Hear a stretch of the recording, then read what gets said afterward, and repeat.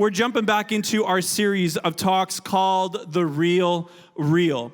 Hebrews 11 is where we pick this story up. Hebrews 11 is like, if you need an injection in your faith, you need to go reread every day Hebrews 11. And Hebrews 11 is the hall of faith. It is these heroes of faith. And we called this series The Real Real as like a snapshot, as like an Instagram feed of all of the faith of these incredible characters in the Bible. This is what's amazing. I love it because Hebrews chapter 11 is not about extraordinary people who had faith. Hold on for a second. It's about ordinary people who had extraordinary faith. It's about ordinary people who had extraordinary faith. I want to level the playing field today. I want you to know that you're in good company, and we believe that you can have extraordinary faith. This is why we've been doing this series, and I just want to encourage you, if you haven't had a chance, you didn't listen to the last few messages that Pastor has shared, you need to go back today and like binge watch them on YouTube because they have been monumental. And I know I say that every time I'm up here, like, that was so good, but it really is. It just keeps getting better. And the last few weeks have just been pure gold. We're going to jump into it today, taking it from another character out of Hebrews 11. And it starts in Hebrews 11, verse 5. It says this, "By faith, Enoch was taken from this life, so that he did not experience death. He could not be found because God had taken him away. For before he was taken," there's a lot of takens, and no, this isn't like the fourth Taken movie, okay? "He was commended as one who pleased God." One who pleased God. We're going to be talking about what it looks like for us to please God today.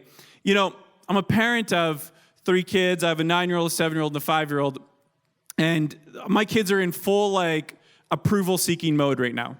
Like, that's just where they're at. They're just like, they're trying to look for approval at every chance they can get. And so, you know, it's funny because I'll come home from work, and they'll share with me, like, a craft that they made or something that they learned in school, like a spelling test or a math exam, and they're just so excited to share it with me. They want to let me know. They really are just looking for, like, you crushed it, son.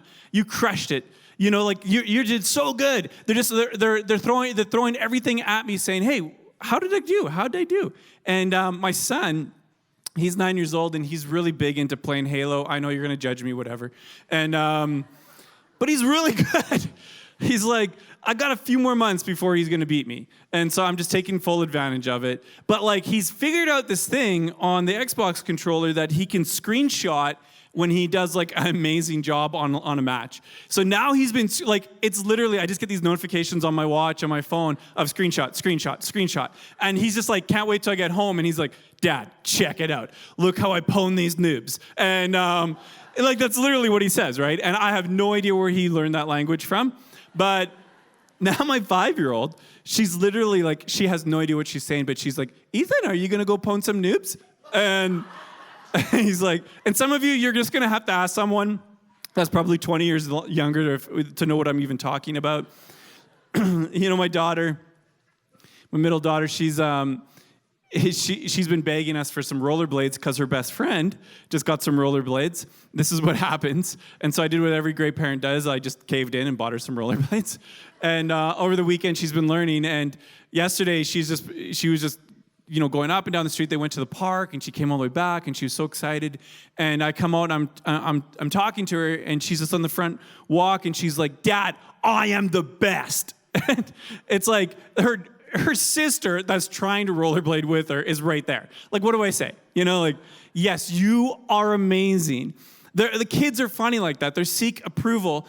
And honestly, kids are kind of no different than us. We do the same thing. We just do it a little bit different. We're looking to see who's pleased with us. We're trying to find out who is pleased. We're seeking approval. And see, seeking approval in itself is not bad. It's who we're trying to seek approval from. See, Paul addresses this in Galatians, talking to a church, and he says in Galatians 1:10, "Am I now trying to win the approval of human beings or of God? Or am I trying to please people? If I were still trying to please people, I would not be a servant of Christ." It's like straight mic drop he does right there. There's something about that is the question that we want to ask today is, are you trying to please God or please others or just yourself?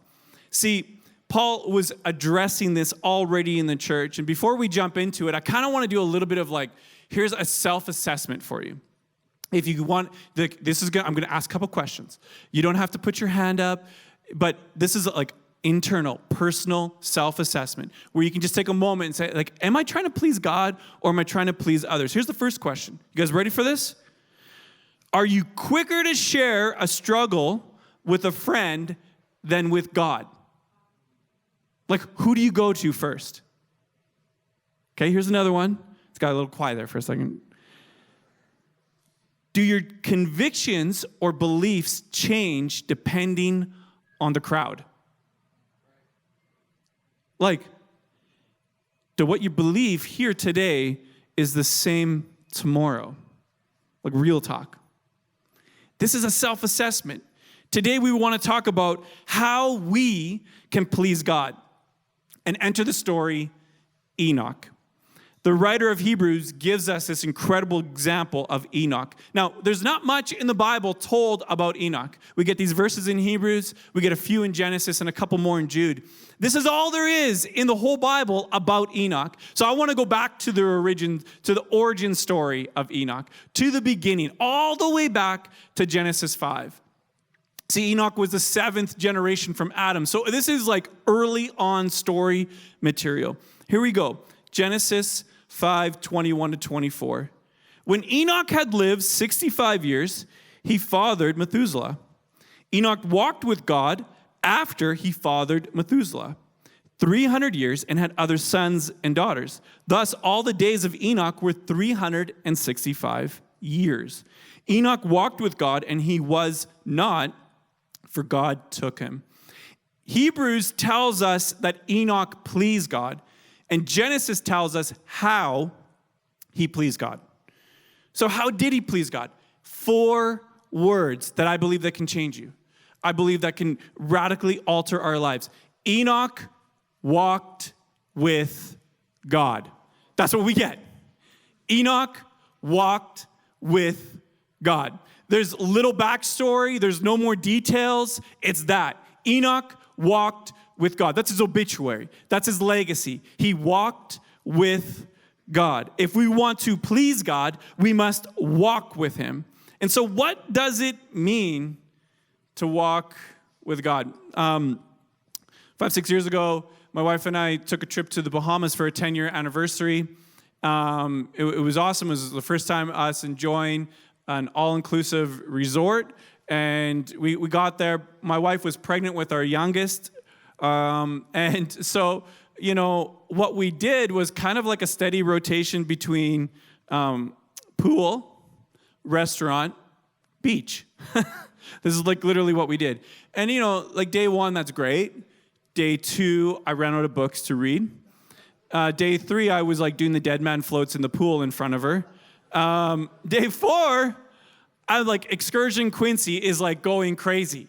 Like, can we just get off this prison? Like, can we go anywhere? Is there anywhere else on this island that we can go? So we took a big trip across the street and bought an $8 bag of Doritos. I kid you not. They were like $8 US, so it's like $27, right? Like, it was insane. So I was like, well, okay, I guess we're not. I guess we're stuck here forever. And so we're staying. So I finally convinced her we need to go for a walk down the beach. We saw this pier and this rock pier kind of all the way down the beach line. We saw people always walking, and I thought, like, man, that looks amazing. I want to go there. I heard a story from someone else that said that they filmed part of the Pirates of the Caribbean movies just around the corner. I'm like, man, I wonder what it looks like. I want to go over there. So I convinced her, and we got super prepared. We took her sunglasses and a half a bottle of water, and we went for a walk with a pregnant lady on the beach in Bahamas in plus 30-some weather.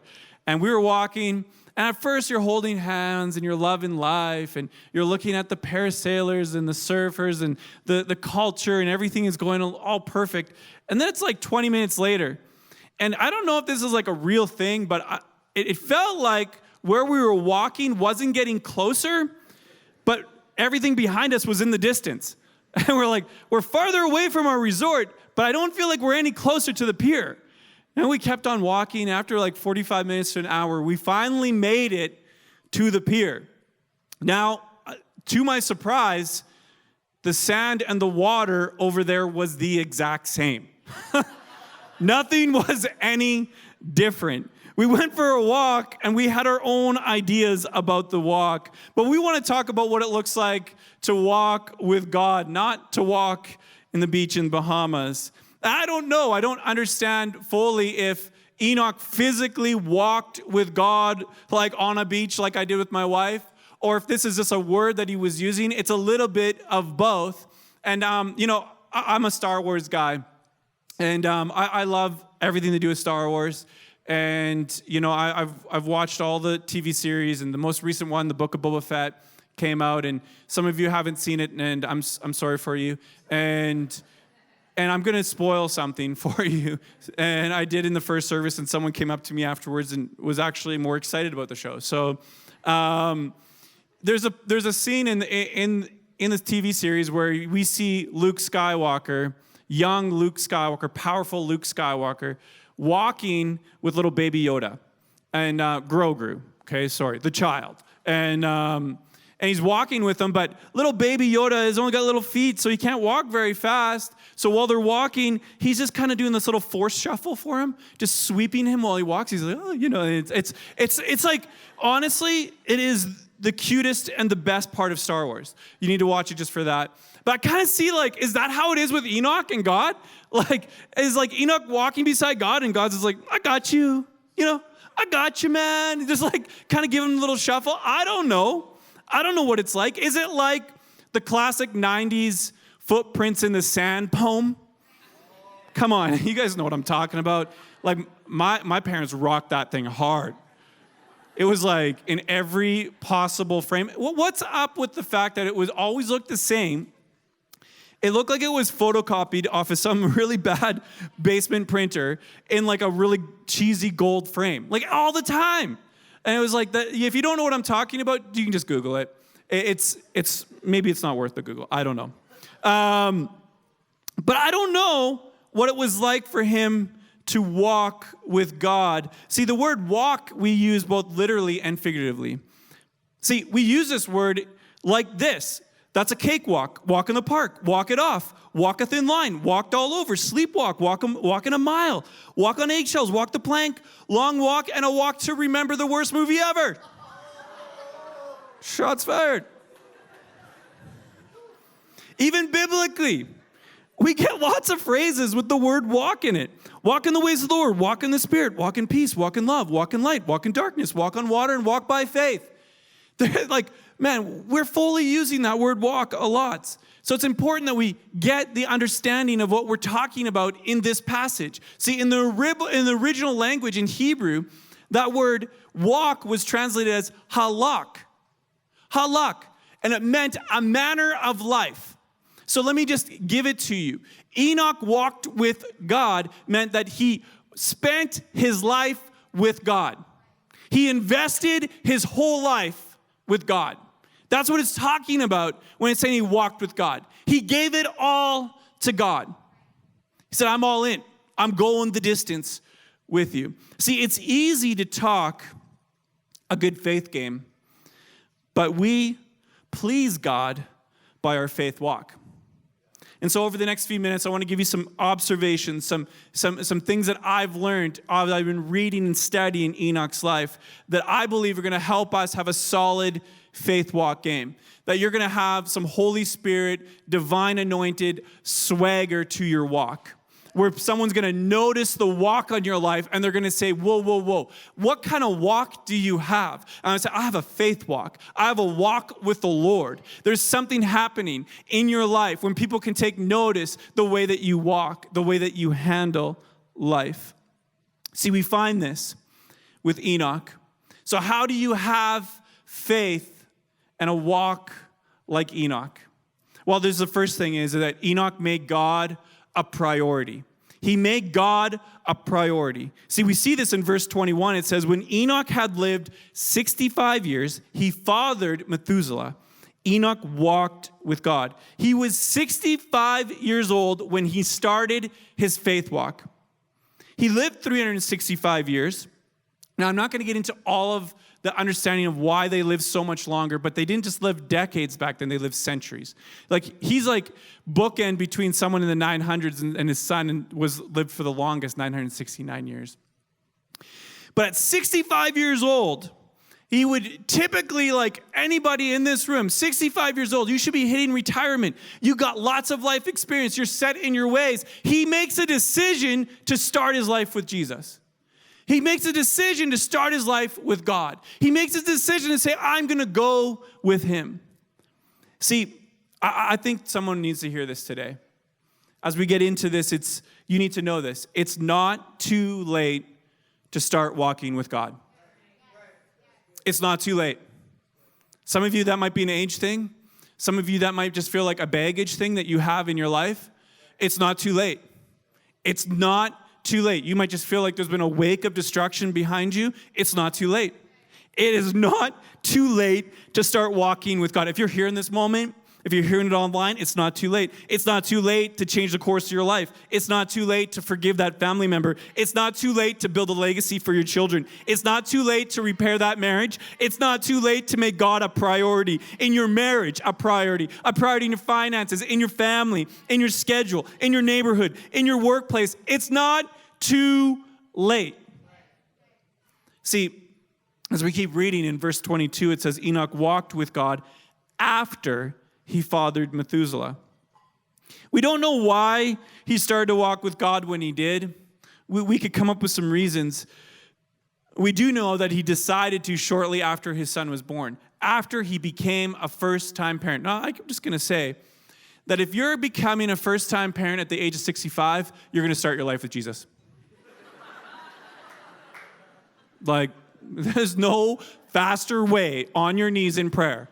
If you are, hey, we'll get an EC group for you.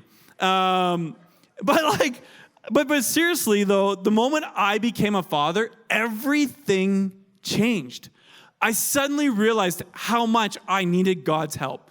Like, he entrusted a child with me. Like, there's they give you all these books for when you're leading up to the baby being born, pregnancy, and all that stuff. But then it's like, you literally they just put the baby in a car seat and they just trust you to take him home. And you're just like, so we're good to go? Like, you're going to call in like an hour or something? Like I remember just being like, okay, like, I guess we're on this now. Like, we got this. And like a few months after our son was born, and it was funny because this just shows how much I needed God's help. I would go into the nursery. He'd be sleeping in the crib, and I'd be laying on the floor, staring at him, seeing if he's still breathing. Like, I did this, super creepy. But I was like, okay, he's good. And my wife's like, you just need to come to bed. Like, what are you doing? And I was just like, I just needed God more than ever in that relationship. And this is the thing. Children can have that effect on you. They can push you to become somebody better. This is what it is. Life-altering events can bring life change if you allow them. If you allow them. This is what happened in Enoch's life. Something shifted. See, Enoch didn't know that he was going to be the great-grandfather of Noah. But he did make a choice to live each day with God as the priority so that it could impact generations and the world. This is what it's about, is that we need to prioritize our time and our life around God. See, the second thing that Enoch did was he got in God's proximity. See, he put him as a priority, but he got in his proximity. We see in verse 22, it says, Enoch walked with God. He let the Lord lead. See, proximity is important when you're walking with somebody. You can't say you walked with somebody if you're not close and in pace with them. It gets kind of weird if you're not right beside them. See, like when I go to the mall with my kids and we start walking, and there's always that one kid that's like way far back. I don't even know where they're shopping. Like, what are you doing? They're not walking with me anymore. Like, I can't talk to them. I can't have a conversation. I'm like, get back up here. Like, what are you doing? See, it's an important distinction that we need to know is that it says Enoch walked with God, not God walked with Enoch. And you're like, oh, Pastor Quincy, like, why is that a big deal? It's a big deal.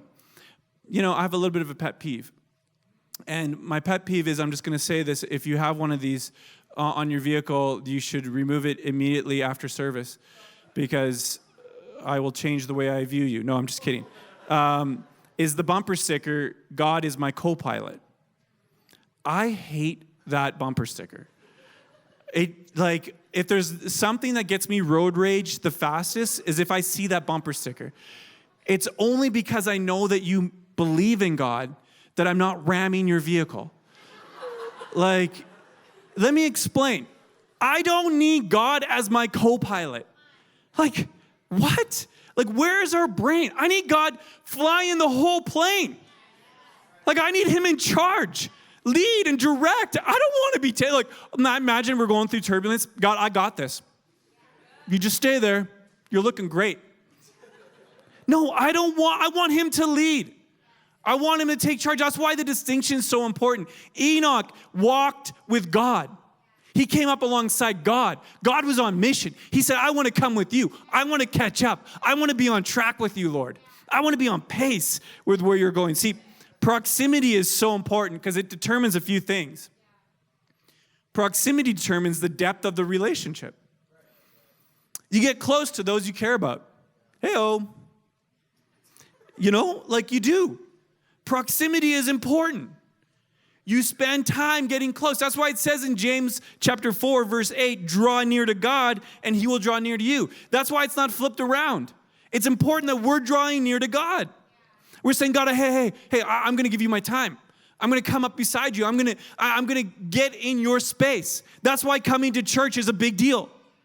That's why gathering is a big deal, because you're coming around like minds saying, God, I want to be in the room. I don't want to miss out on your presence.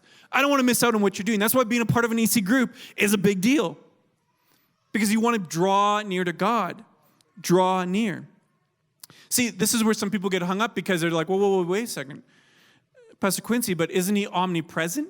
Isn't God everywhere and every when? Hello, multiverse. Like, isn't he there? Isn't this God, like, he should be everywhere. He's right here, right there, right everywhere. Yes, but this is like a good way that someone explained it once to me. God is everywhere, but it's like a classroom setting, and when you have to give attendance for yourself, you say, Quincy, present. This is like how God is. God is in the classroom, and he's saying present, but he's asking you, do you want to be my desk mate? Do you want to be right beside me? Do you want to be sitting beside me? This is the difference. God's opening an invitation saying, would you come close to me? See, it's depth of relationship. The other one is the direction you're going in. When you walk with someone, you're going in the same direction. Otherwise, you're just not walking together. You're on a walk by yourself. So when you walk with God, will often mean that you will not be walking in step with culture.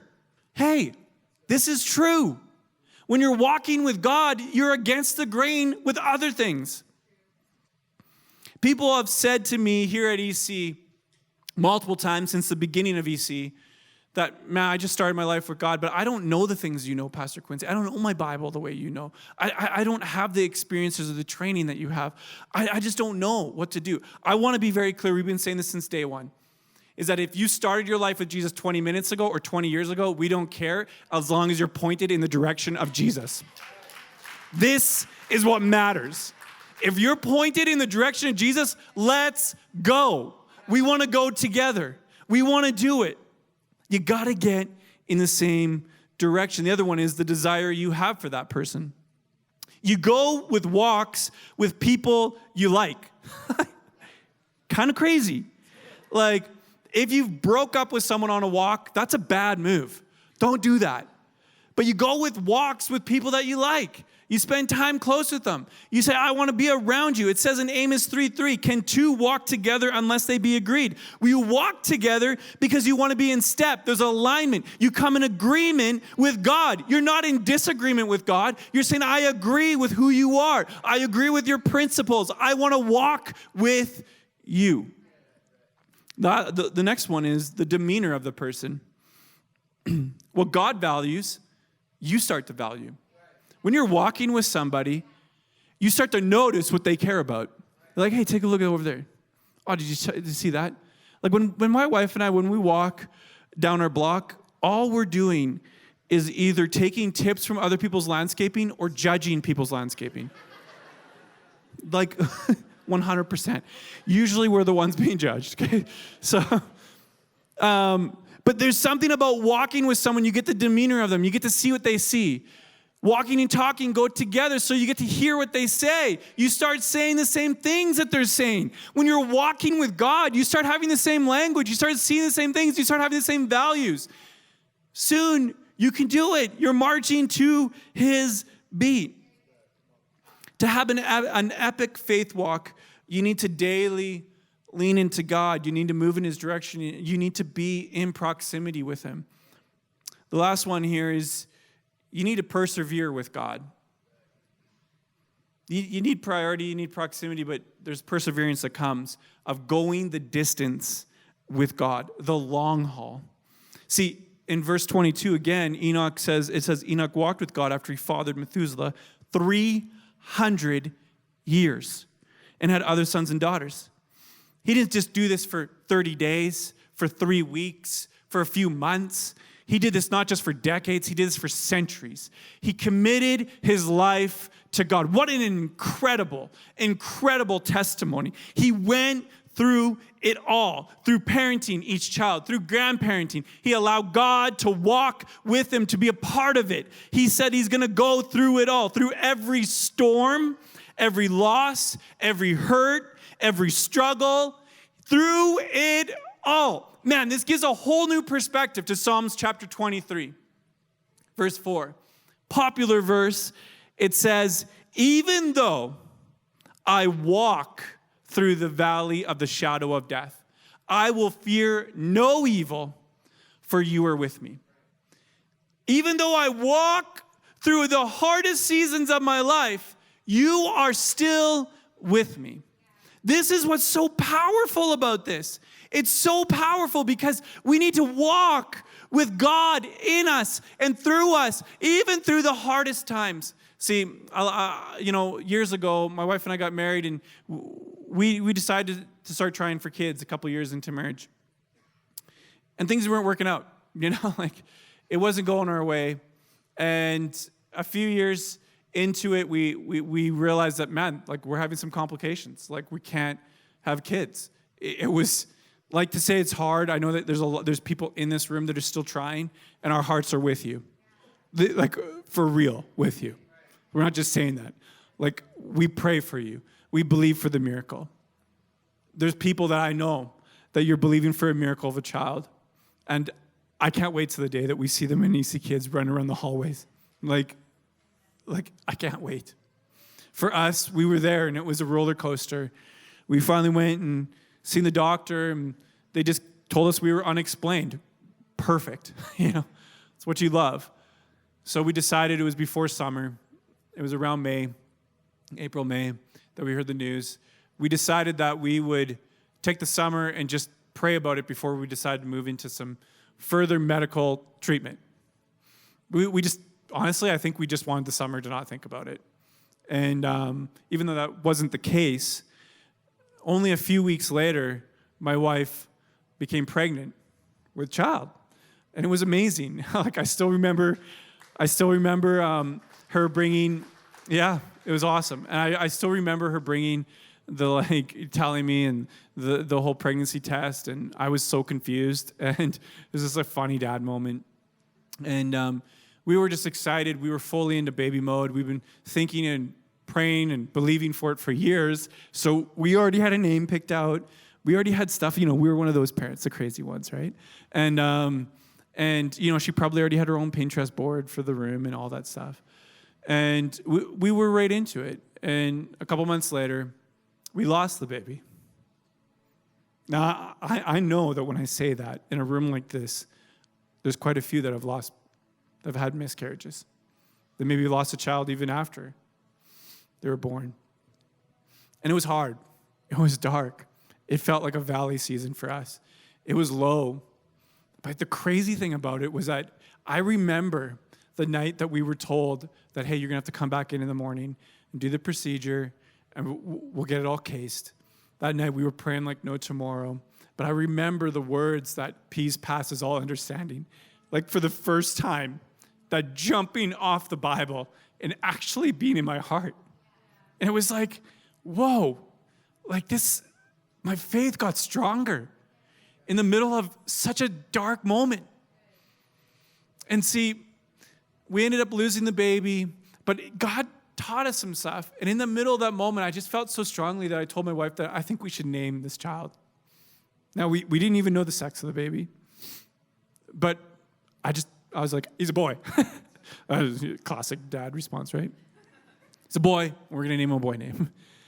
And I felt like we should name him something. And there was a memorial plaque placed, even actually just in a cemetery where my grandpa and my grandma were buried, just here in Calgary, and they put his name on it. And I think they got a picture of that. And the name of the baby, it's just probably taking a bit here, is Enoch Tobias Harriman. We named him Enoch because God had taken him. And we're okay with that. It's okay. We named him Tobias because, man, God is still good. That's what it means. God is still good. And for us, did that solve everything? No, but what it did is it reassured us that God is still good, God is still king, and God is still in control. And about 8 months later, my wife got pregnant again with our eldest, Ethan, who you've seen around here and is literally the age of this church. God works, even in your darkest valleys, even in your hardest moments, even in the loss and the struggle and the pain and the confusion and the doubt and the worry and the sleepless nights. He is still there. He is still there, walking with you, holding you, comforting you. And you need to know that faith, a faith walk that perseveres, is a strong walk. It's a walk that has a testimony. It's a walk that shows what God can do. You have it in you. You have it in you. God is still near, and he is still good. See, Enoch walked when others didn't. It's easy when trials come at us to say, I can't walk anymore. But Enoch kept walking, even when there was no church, no small group, no nothing for him. It was just him and God. He still walked for 300 years. See, that same word walk, halak, that we get all the way back from Genesis 5, repeats itself in other passages in the Bible. And it talks about walks of other people. Enoch was the first. He started it. But there was a trend of other people starting to walk, starting to make an influence, starting to make a significance. Here's the list. Genesis 6, Noah walked faithfully with God. Genesis 18, Abraham walked faithfully. Genesis 48, Isaac walked faithfully. Joshua 14, Joshua walked into the inheritance. 1 Samuel, Saul walked along prophesying. 1 Kings 20, King Hezekiah walked faithfully and wholeheartedly. 2 Chronicles 27, Jotham walked steadfastly before the Lord. Job 29, Job walked through darkness. Matthew 14, Peter walked on water. And Luke 24, Jesus walked alongside them. There's person that's walked already with God. You can do it. Others have, others will, but I believe you have a faith walk today because Enoch made a priority for God. He got closer to him with his proximity, and he said, I wasn't going to give up even when it was hard. He said, I'm going to persevere all the way. So we please God by walking with God, and you need faith for the walk. Which brings us completely full circle, all the way back to Hebrews chapter 11. We read verse 5. Let's read the verse after that talks about Enoch. It says, and without faith, it is impossible to please God. Because anyone who comes to him must believe that he exists and he rewards those who earnestly seek him. Here is the bottom of it all. You can't please God without faith. And there's two parts to the faith. It says so in that passage. You must believe that he exists and believe that he's the rewarder of those who seek him. You must believe he's real and he rewards. That he's real in your life and that he rewards.